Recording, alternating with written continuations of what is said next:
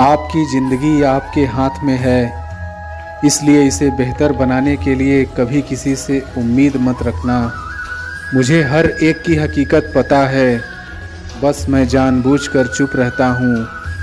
समझदार इंसान का दिमाग चलता है और नासमझ इंसान की ज़ुबान चलती है। जो इंसान किसी भी नज़र में बुरा नहीं है तो समझ जाना वो चालाक है और वो किसी का सगा नहीं है। आपकी सबसे बड़ी दौलत आपका वक्त है, जिसे भी दे रहे हैं सोच समझ कर देना। पूरी ताकत लगा दो धन कमाने में, क्योंकि पैसा ही सब कुछ है इस ज़माने में। ईमानदारी से रिश्ते निभाने वाले लोग अक्सर टूट जाया करते हैं। इसी के लिए समर्पण करना मुश्किल नहीं, मुश्किल है उसे व्यक्ति को ढूंढना जो आपके समर्पण की कदर करे। दूसरों की गलतियां सबको दिख जाती हैं, बात जब खुद की आती है तो लोग अंधे हो जाते हैं। हर दुख के बाद सुख का समय भी ज़रूर आता है। परवाह मत करो उस ज़माने की, क्योंकि इसकी तो आदत ही है सताने की। जब तक आप खुद के बदलाव के लिए कदम आगे नहीं बढ़ाएंगे, तब तक न तो आपका आज बदलेगा और नहीं फ्यूचर बदलने के लिए सबसे पहले हमें जो बदलना है वो है हमारी सोच, क्योंकि आप अच्छे से जानते हैं कि सोच ही वो नींव है जिस पर हम अपने सपनों का महल बनाते हैं। आपकी सोच दोनों तरह की हो सकती है, अच्छी और बुरी, पर आप किस तरह की सोच को महत्व देते हैं उसी से यह तय होता है कि आपका पूरा जीवन कैसा होगा। जीवन के हर मोड़ पर कठिनाइयों से आपका सामना होगा। अगर आप उन कठिनाइयों से लड़ने के लिए मानसिक रूप से मजबूत होना चाहते हैं तो अपने दिमाग को प्रेरित करने वाले विचारों से सींचिए। खुद पर भरोसा और आत्मविश्वास बनाए रखिए। सारी कठिनाइयाँ अवसर में बदल जाएंगी। क्या आपने कभी इस बात पर गौर किया है कि अवसर हमेशा कठिन परिस्थितियों में जन्म लेती है? अगर आप और आपके आसपास के लोग बहुत सुखी हैं तो क्या कोई अवसर पैदा होगा? नहीं ना।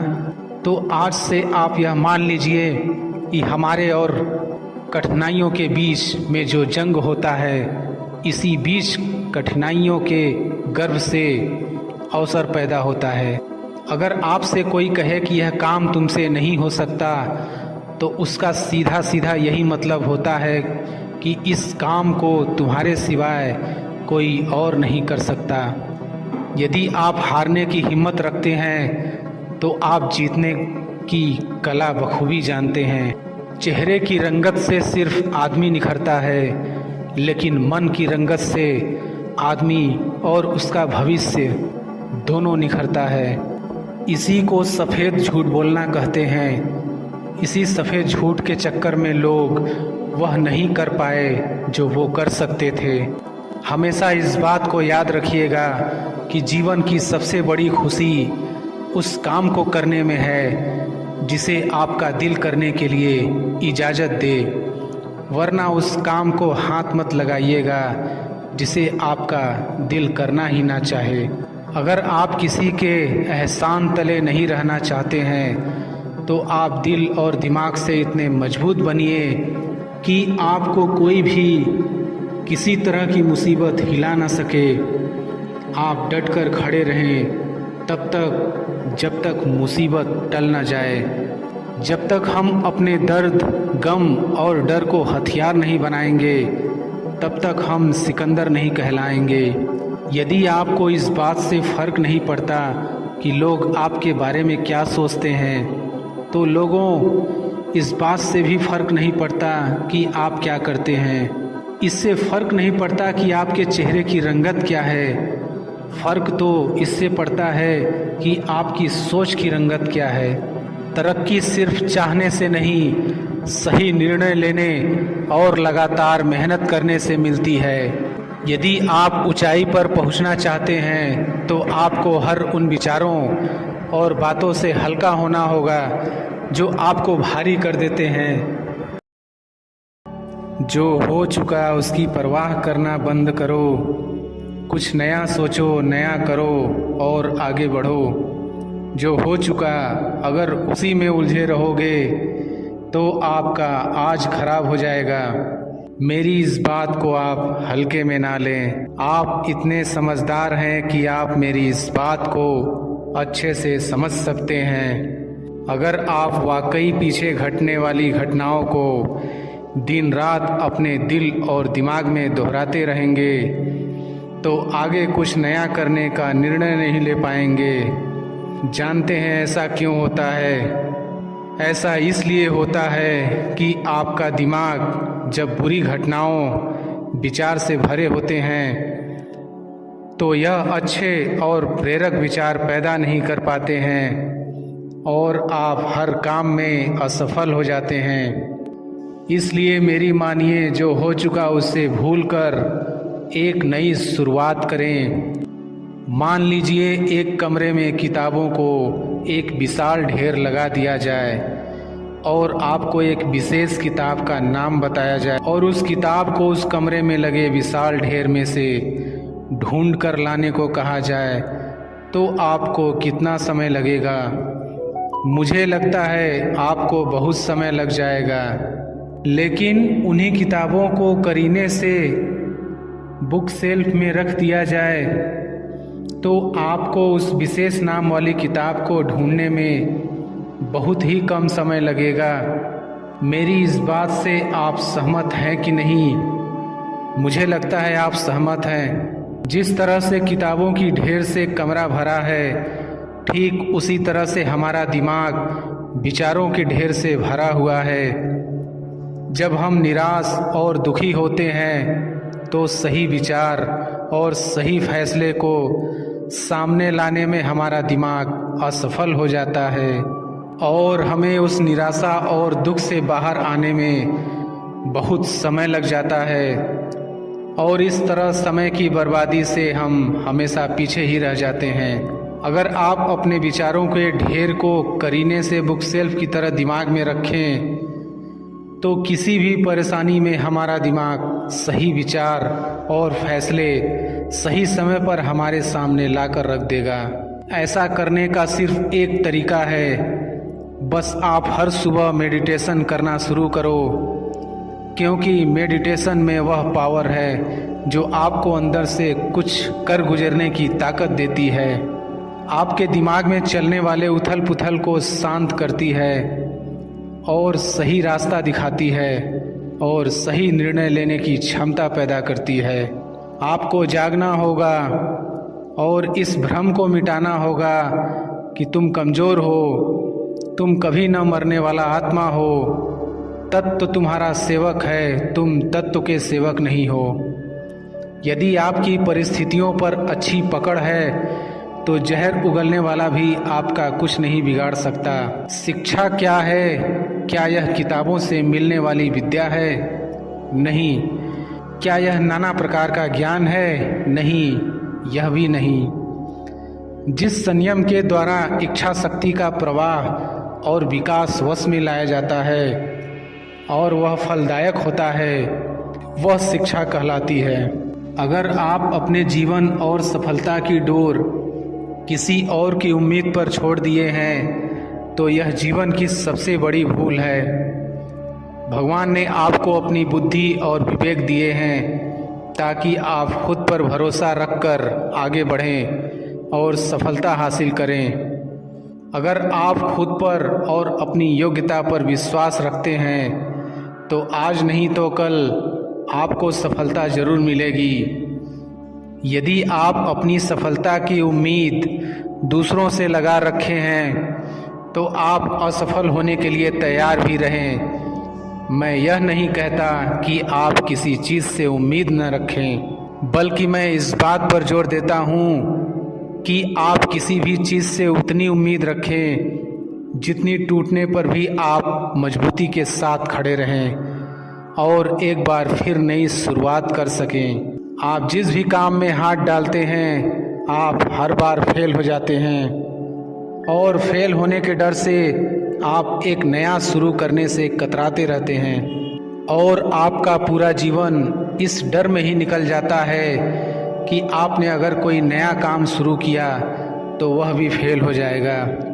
मैं आपको विश्वास दिलाना चाहूँगा कि आप हार मानने के बजाय हर काम को सही तरह से करने का निर्णय लें और तब तक करते रहें जब तक आपकी सांसें चलती रहे।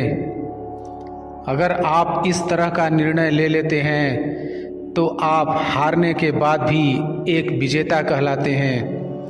वह विजेता जो कभी हार नहीं माना, पूरा जीवन जीतने में लगा दिया।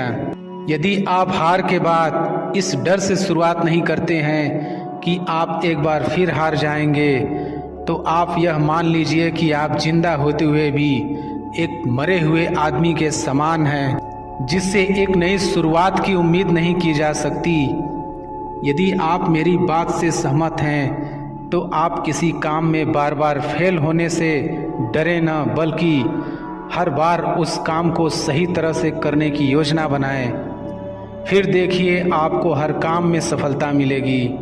अगर आप चाहते हैं कि आपका हृदय पवित्र हो और उसमें भगवान का वास हो, तो आपको बस यह करना है कि आप दूसरों की मदद करें, किसी की निंदा ना करें। अगर आप किसी की मदद के लिए हाथ बढ़ा सकते हैं तो ज़रूर बढ़ाएं। अगर नहीं बढ़ा सकते तो अपने हाथ जोड़िए, अपने भाइयों को आशीर्वाद दीजिए और उन्हें उनके मार्ग पर जाने दीजिए। क्या आप गलती हो जाने पर खुद को कोसते हैं? यदि हाँ, तो बहुत बड़ी गलती कर रहे हैं। इस गलती का परिणाम यह है कि आपका पूरा जीवन बर्बाद हो जाएगा। वो कैसे? तो मैं आपको बताना चाहूँगा कि गलती करना इंसानी फितरत होती है। जो कभी गलती नहीं करता वो कभी कुछ नहीं सीखता। इसलिए आप गलती होने पर खुद को कोसने के बजाय आप अपनी गलती से सीख लेकर अपने जीवन को एक नई दिशा देने का प्रयास करें। आपका जीवन नए नए अनुभव के साथ आगे बढ़ेगा और आप जीवन के हर क्षेत्र में सफल होंगे। हम इतने नासमझ हो जाते हैं कि हम ऐसी ऐसी चीज़ों पर अपना समय और ऊर्जा बर्बाद करने लगते हैं जिस पर हमारा कोई हक नहीं होता है और हमारी नियंत्रण से बाहर होता है। अब आप सोचिए, यदि इसी तरह से फिजूल चीज़ों पर अपना समय और ऊर्जा बर्बाद करेंगे तो क्या आप सफल हो पाएंगे? नहीं ना। इसलिए आज आप यह संकल्प लें कि आप उन चीज़ों पर अपना समय और ऊर्जा बर्बाद नहीं करेंगे जो आपके हक में ना हो और आपके नियंत्रण से बाहर हो। आप अपना समय और ऊर्जा उस चीज़ को करने में लगाएं जो आपको आपके लक्ष्य तक पहुंचने में मदद करे। इस धरती पर राय और बुद्धि देने वालों की कमी नहीं है। आपको कदम कदम पर सिखाने वाले मिल जाएंगे। पर मेरी इस बात को याद रखना, वे जब भी आपको कोई राय देंगे तो ऐसा नहीं कि उनकी राय सही हो, इसलिए आप उनकी सुने, पर करें वही जो आपका मन कहे। वरना बाद में आपको इसी बात का पछतावा होगा कि काश मैंने अपने मन की सुनी होती। तो ऐसा नहीं होता। मैं यह नहीं कहता कि आप किसी की न सुने। आप उन्हीं लोगों को ध्यान से सुने जो उस क्षेत्र में सफल हैं जिस क्षेत्र में आप सफल होना चाहते हैं। क्योंकि जब कोई सफल व्यक्ति आपको कुछ सुनाएगा तो उसकी बातों में वह सच्चाई और स्पष्टता होगी जिसकी आपको सफल होने के लिए जीवन में ज़रूरत पड़ेगी। यदि आप बड़बोले हैं तो आप ठहर जाइए, क्योंकि अधिक बोलने वाले लोग अपनी एनर्जी और दिमाग दोनों खराब कर लेते हैं, जिसके परिणाम स्वरूप वे अपनी एकाग्रता और किसी काम को करने की ऊर्जा दोनों खत्म कर लेते हैं और जीवन भर सिर्फ बोलकर ही खुद को साबित करने की कोशिश में लगे रहते हैं। मेरी मानिए और आज से ही बोलना कम करो। ज़्यादा बोलने से एनर्जी और दिमाग दोनों खराब होता है। इसलिए आप अपनी एनर्जी और दिमाग की ताकत को अपने लक्ष्य को हासिल करने में लगाओ। आप सफल हो जाओगे। आप किसी भी चीज़ को लेकर चिंता करना छोड़ दीजिए, क्योंकि हमारी चिंता कोई और कर रहा है।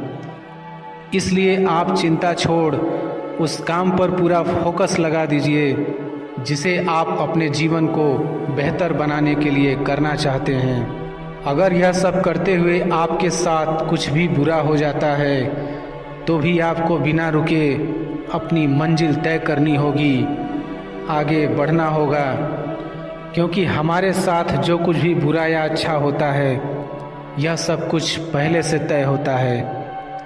इसलिए इस बारे में चिंता करके आप अपना समय बर्बाद करेंगे और कुछ नहीं।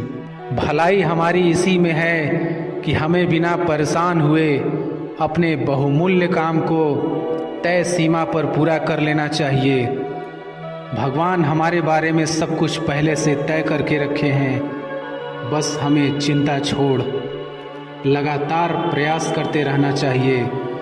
अंत में हमें जो मिलना है वह मिल जाएगा। इस कहानी के माध्यम से हम और बेहतर तरीके से समझ सकेंगे। दो लड़के एक आश्रम में काम करते थे। वे दोनों अपने गुरु की दिन रात सेवा करते थे। उन दोनों लड़कों में से एक लड़के की बहन की शादी तय हो गई थी। वह अपने बहन की शादी की तैयारी बहुत ही धूमधाम से करना चाहता था, पर उसके पास पैसे नहीं थे। उनकी स्थिति उनके गुरु बहुत अच्छे से जानते थे, पर वो भी उनकी मदद नहीं किए। सिवाय जब दोनों लड़के गांव जाने के लिए तैयार हुए तो गुरु ने उस लड़के को 5 अनार दिए जिसकी बहन की शादी थी। गांव जाते समय 5 अनार पाकर लड़का बहुत दुखी था। उसे तो पैसे की ज़रूरत थी, वह अनार का क्या करेगा। उसे अपने गुरु पर बहुत गुस्सा आ रहा था। जब दोनों लड़के गांव की तरफ जा रहे थे तो रास्ते में राजा के सैनिक इस बात की घोषणा कर रहे थे कि क्या किसी के पास अनार है, राजा को इसकी बहुत ज़रूरत है। हमने बहुत प्रयास किया पर हमें इस क्षेत्र में कहीं भी अनार नहीं मिला।